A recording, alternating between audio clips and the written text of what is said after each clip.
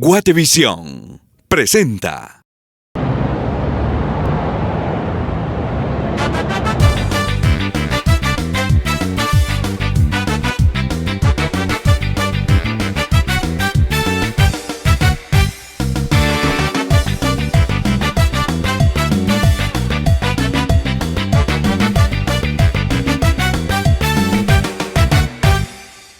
Gracias amigos por estar esta noche con nosotros. Hoy temas varios, de hecho, pero todos encerrados dentro del marco de la cero tolerancia a la intolerancia. ¿Cómo es que la intolerancia provoca tantas cosas en el mundo y por eso estamos como estamos, dirían muchas personas? Sin embargo, vale la pena que pongamos sobre la mesa y que notemos cómo todos somos parte del odio, de la intolerancia, de las luchas, de los enfrentamientos. Por eso me da mucho gusto recibir a quienes hoy me acompañan, con quienes iremos analizando esas cotidianeidades que vemos en el internet, que vemos en los medios de comunicación, que a veces hasta platicamos en la casa, y de qué manera los abordamos. Es importante que vayamos poniendo un poquito más de conciencia para saber si nosotros estamos fomentando la intolerancia o no. Quiero presentarles a mis invitados hoy. Javier Calderón, historiador y politólogo. Bienvenido, Javier. ¿Cómo estás? Muchas gracias, bien, gracias, contento de estar acá. Gracias por acompañarnos nuevamente. Alejandrina Cano, ella es pedagoga y promotora de derechos humanos y cultura de paz. Bienvenida, Alejandrina, ¿cómo estás? Un gusto acompañarles, Tuti, gracias. Gracias a ti por aceptar la invitación. Y también nos acompaña Michael Finkel, él es catedrático y experto en mediación de conflictos y estudios de paz. Michael, bienvenido. Muchas gracias por la invitación y bueno, vamos a discutir temas interesantes el día de hoy. Aquí me parece que sí, hablar de tolerancia o de cero tolerancia a la intolerancia hay que abarcar muchos aspectos, muchos temas, y nosotros la manera en que quisimos hacerlo es agarrar algunos ejemplos de lo que hemos visto en los últimos meses, años tal vez, y ponerlo sobre la mesa para analizarlo. Noticias, memes, que los memes hablan tanto ahora en internet, las gráficas pueden ser muy ofensivas, pueden a través del disfraz de una broma poder estar también inculcando o promoviendo la intolerancia. Y por eso quería discutirlo con ustedes, ya que son expertos en estos temas. Voy con la primera noticia, la ponemos en pantalla para que la veamos. La gobernadora de Alta Verapaz denuncia en contra de comentarios racistas y discriminación hacia ella.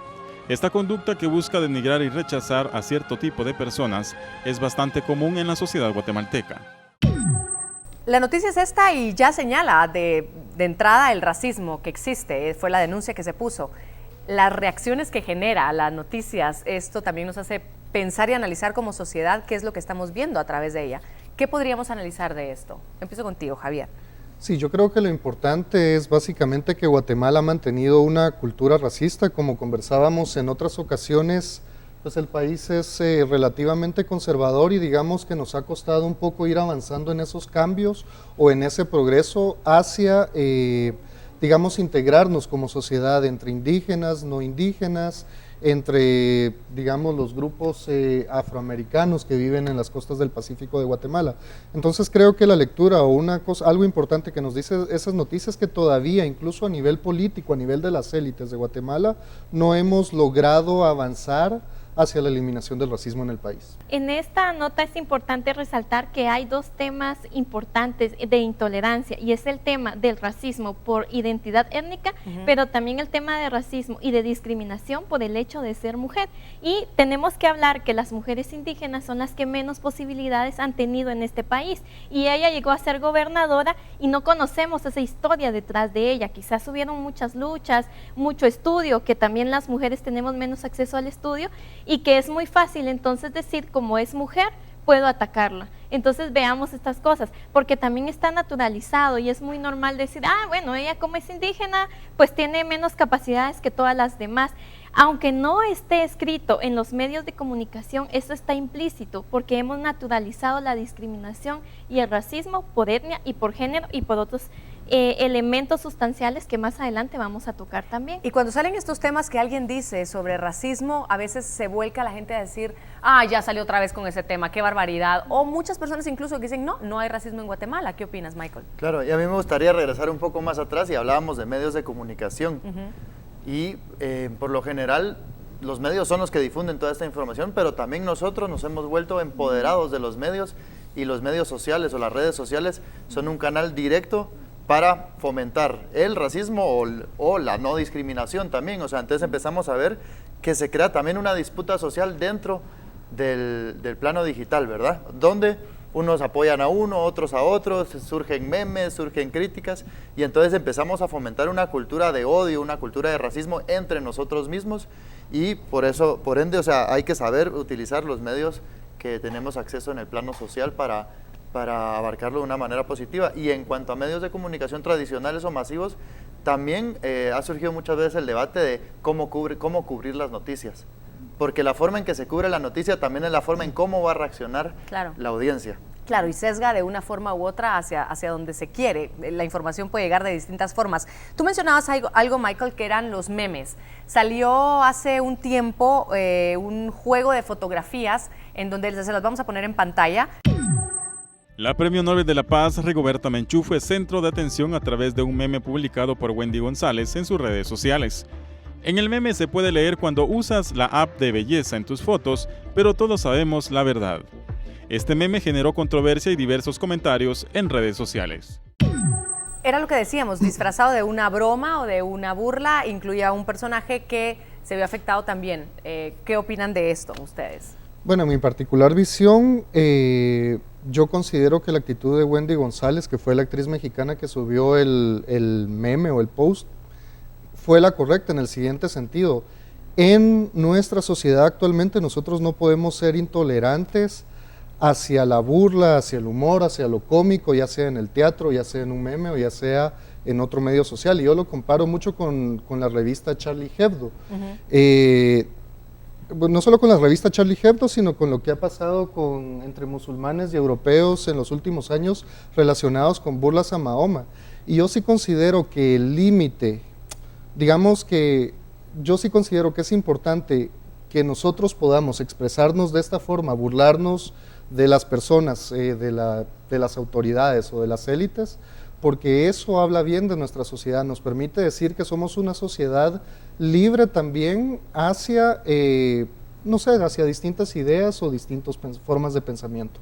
Pero ¿hasta dónde llega ese respeto? ¿Hasta dónde llega la tolerancia? Porque luego lo podemos conectar con otros factores que han perjudicado a la sociedad, por ejemplo el bullying, que sería un tema, yo creo que se sale un poco del contexto, pero el hecho de burlarnos, el hecho de hacer memes o lo que discutíamos anteriormente, también tiene una causa perjudicial en el futuro, en las nuevas generaciones, también en adultos que se ven afectados por lo mismo. Entonces, ¿hasta dónde llega el respeto y la tolerancia en cuanto a religión, en cuanto a género, en cuanto a raza, nacionalidad, clase social, etcétera? O sea, ¿hasta dónde podemos molestar o burlarnos o hacer chiste? Esa es la pregunta, Yo ¿verdad? también quisiera referirme nuevamente al tema de etnia-género, ¿verdad? Es una mujer maya, y mujer, ¿verdad? Pero también no estamos contribuyendo a través de las redes sociales, que es potencialmente para la juventud, a erradicar la discriminación y el racismo. Y también esta imagen dice mucho, porque ¿por qué no provocar el tema de probar las apps de belleza con una mujer mestiza? Porque eso lleva implícito que las mujeres mayas son siempre inferiores y siempre más feas y siempre van a necesitar algo más para ser relevantes. Ahora, tengo entendido que ella ya había subido fotos de otros personajes, no solamente de la señora Rigoberta, sino de otros personajes, no estoy segura si mexicanas, eran mujeres realmente haciendo exactamente lo mismo, extra embelleciéndolas, entre comillas, ¿no? Porque obviamente la belleza es subjetiva, versus la realidad, lo que se hace con modelos también, así con Photoshop, así sin Photoshop.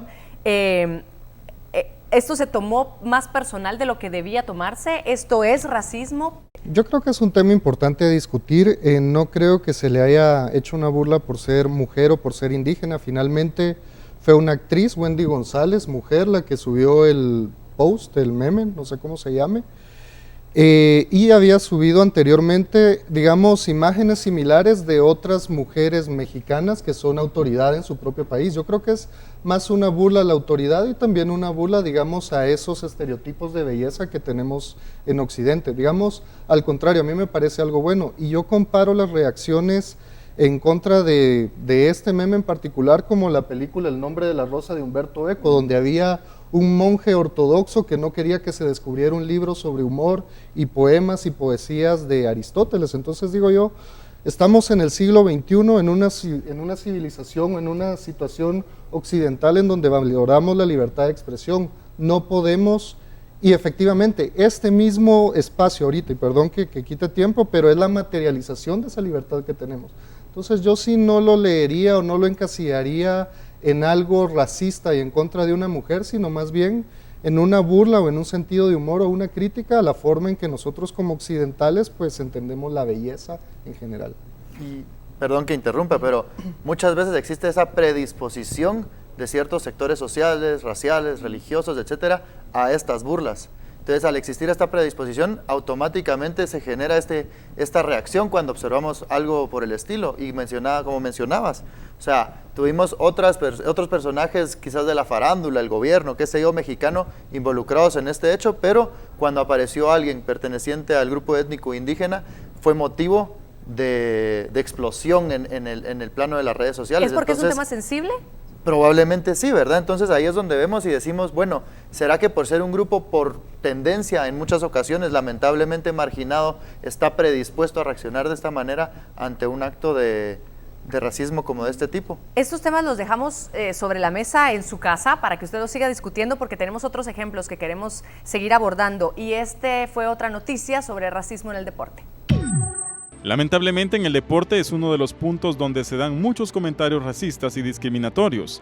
A nivel guatemalteco en el fútbol se reciben muchos gritos e insultos durante los partidos, como es el caso de Marvin Ávila, a quien han insultado en repetidas ocasiones. Eric Barrondo también reportó haber sido ofendido por un comentario racista de un conocido locutor guatemalteco. A nivel mundial el racismo también se presenta en el deporte a través de comentarios discriminatorios hacia ciertos jugadores de renombre. Como si este tipo de descalificativos haría que la persona funcionara menos o fuera menos dentro del deporte, aunque lo ejecute bien de alguna forma. A ver, opiniones. Yo creo que lo importante es que en los deportes, al menos en el caso de Guatemala, es donde la gente hace catarsis y saca a veces lo mejor y a veces lo peor. Y yo sí he tenido oportunidades en donde me he dado cuenta que es usualmente en los partidos de fútbol, lamentablemente, es donde los guatemaltecos sacan lo peor de ellos. O sea, hablan de forma peyorativa en contra de personas que sean negras, que sean indígenas, que sean de otro país, y creo que este sí es un tema que requiere mucho más debate, porque ahí sí veo que genera violencia. Ya parte de esto fue, bueno, del año pasado y antepasado hemos visto cómo los partidos también entre equipos locales de Guatemala han generado violencia a la hora de expresar este malestar, no solo de forma verbal, sino física también. Perdón, si quieres habla tú primero. Gracias.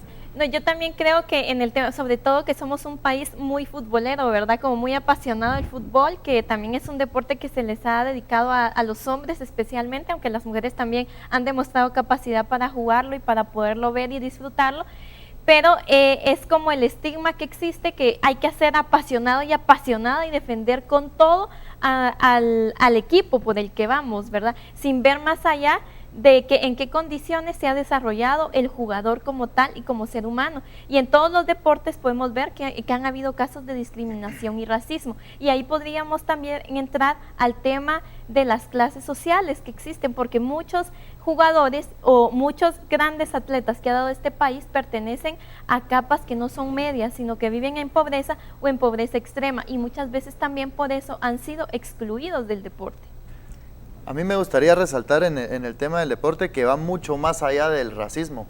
O sea, el deporte implica política, implica religiones, o sea, va mucho más allá. Hemos visto desde que le sacaban un banano a jugadores como Dani Alves o como Neymar en el fútbol de España, o sea, hablamos de un plano internacional, hasta los conflictos políticos en el fútbol egipcio, que también cobró vidas incluso, y llegamos a conclusiones también más allá de lo político y religioso, como que dentro de las confederaciones deportivas, hablando del fútbol, vemos por ejemplo un Israel, que es un país ubicado en Medio Oriente, debería jugar la eliminatoria, por ejemplo, en Asia, la juega con la UEFA, o sea, en Europa, para evitar enfrentarse con Irán, con Irak, con Afganistán, con países que existe una tensión política y religiosa, por ejemplo. Entonces, es racismo, es religión, es política, es género, es todo también, ¿verdad? Entonces vemos que el deporte sí es un ámbito así, y al mismo tiempo estoy completamente de acuerdo, mucha gente lo asocia ir al estadio, ir a ver un juego con sacar lo peor de sí, o sea, me voy a desestresar insultando, cuando no debería ser así, hay que ser tolerante. Me tengo que ir a la pausa comercial, gracias por acompañarnos, sigan aquí ustedes con nosotros y ustedes en casa también. Vamos a ir abordando otros tipos de situaciones en donde no vemos que existe la tolerancia, y por eso este programa le hemos puesto cero tolerancia a la intolerancia. Ya volvemos.